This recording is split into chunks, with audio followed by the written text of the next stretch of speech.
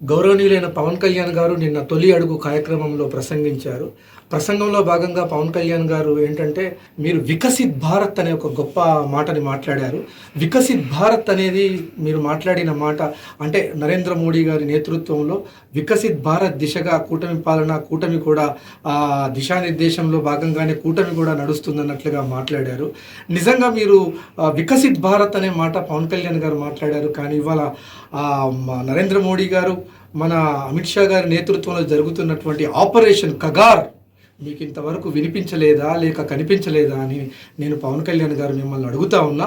ఇవాళ నక్సల్బరీ గ్రామంలో మొదలైనటువంటి చారు మొజందార్ గారి నేతృత్వంలో నక్సలైట్లు అంటే క్రమంగా మావోయిస్టు పార్టీగా అవతరించినటువంటి నక్సల్కి ఒక ఉద్యమ చరిత్ర, దానికి ఒక అంటే పీడనకు వ్యతిరేకంగా, దోపిడీకి వ్యవస్థకు వ్యతిరేకంగా, అవినీతికి వ్యవస్థకు వ్యతిరేకంగా, భూస్వామ్యానికి వ్యవస్థకు వ్యతిరేకంగా ఇటువంటి వాళ్ళ ఉద్యమం దిశగా వచ్చినటువంటి మావోయిస్టు పార్టీ ఆపరేషన్ కగార్ పేరు చెప్పి ఇవాళ దాదాపు 700 మంది ప్రాణాలని కొల్లగొడుతుంటే మీకు కనపడట్లేదా పవన్ కళ్యాణ్ గారు? నేను ప్రశ్నిస్తా ఉన్నా.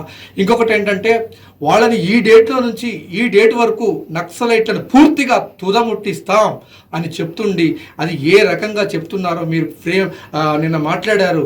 ఆ frame work of law and order మేము గౌరవిస్తాం, గత ప్రభుత్వం ఇలా చేసింది అన్నారు. అంటే మీరు ఏ ఫ్రేమ్ వర్క్ ఆఫ్ లా అంటే మీరు ఒక ప్రాణాలు తీయటానికి నిజంగా మావోయిస్టులకు ఇవాళ వాళ్ళు శాంతి చర్చలకు వస్తాము, ఆయుధాలని పక్కన పెట్టేస్తామని ఇవాళ వాళ్ళు సిద్ధమై ఉన్నప్పటికీ కాకుండా కేవలం మీరు ఈ డేట్లోనికి తుదముట్టిస్తాం అంటే వాళ్ళ కాలు కింద ఉన్న భూమిని మీరు లాక్కొని కార్పొరేట్లకు కట్టబెట్టడం ఇది ప్రజాస్వామ్యం అవుతుందా? ఏ ప్రజాస్వామ్యంలో మీరు ఎంత అప్రజాస్వామిక చర్య అంటే ఇవాళ మావోయిస్టు పార్టీ నిజంగా అంటే వాళ్ళ విధి విధానాలకు కానీ వాళ్ళ యొక్క కాలం చెల్లిన అంటే ప్రక్రియకు కానీ అంటే తుపాకీ గొట్టం ద్వారా ప్రజాస్వామ్యం రాదు అని అనడానికి కానీ ఉండొచ్చు.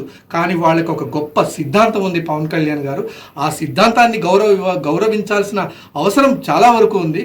అంటే ఇవాళ మీరు చేస్తున్నటువంటి ఇటువంటి ఆపరేషన్ కగార్ ఎంత అనైతికంగా వాళ్ళని చంపుతున్నారంటే, వాళ్ళు ఏం చేశారు? 100 కోట్లు సంపాదించారా? మావోయిస్టులు నక్సలు 1000 కోట్లు సంపాదించారా? లేకపోతే వాళ్ళు కులాలు మతాల పేర్లు చెప్పి ఓట్లను దండుకున్నారా? వాళ్ళు ఏ అనైతిక చర్యలు చేశారని చెప్పేసి ఇవాళ మీరు తుదముట్టిస్తామని చెప్పేసి ఈ డేట్లో అంతం చేస్తామని చెప్తున్నారు పవన్ కళ్యాణ్ గారు.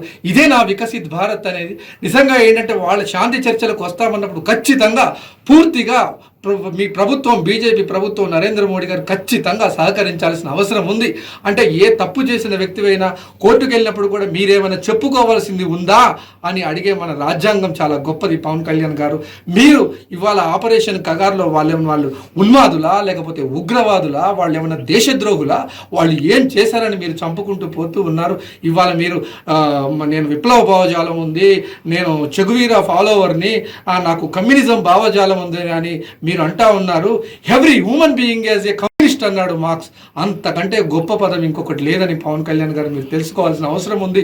ఇవాళ మీరు వికసిత్ భారత్ అంటే ఏ రకంగా ఇది వికసిత్ భారత్ అవుతుంది, ఇది ఏ రకంగా ఇవాళ ఇంతమంది యావత్ భారతదేశం కూడా ప్రజా సంఘాలు కావచ్చు, కవులు కావచ్చు, మేధావులు కావచ్చు, ఆస్పిరెంట్స్ ఉద్యమకారులు కావచ్చు, ప్రజా చైతన్యం ఆశించే వాళ్ళందరూ కూడా ఆపరేషన్ కగార్ని ఖచ్చితంగా వాళ్ళు విరమించాలి. ఇది ప్రాణాలు తీయటం అనేది అనైతిక చర్య. ఏదన్నా ఉంటే వాళ్ళు శాంతి చర్చలకు రండి, మాట్లాడుకోండి అని చెప్తున్నారు. కానీ నిజంగా ఒకటే నరేంద్ర మోడీ గారికి, పవన్ కళ్యాణ్ గారికి నేను ఒక్కటే చెప్పదలుచుకున్నా.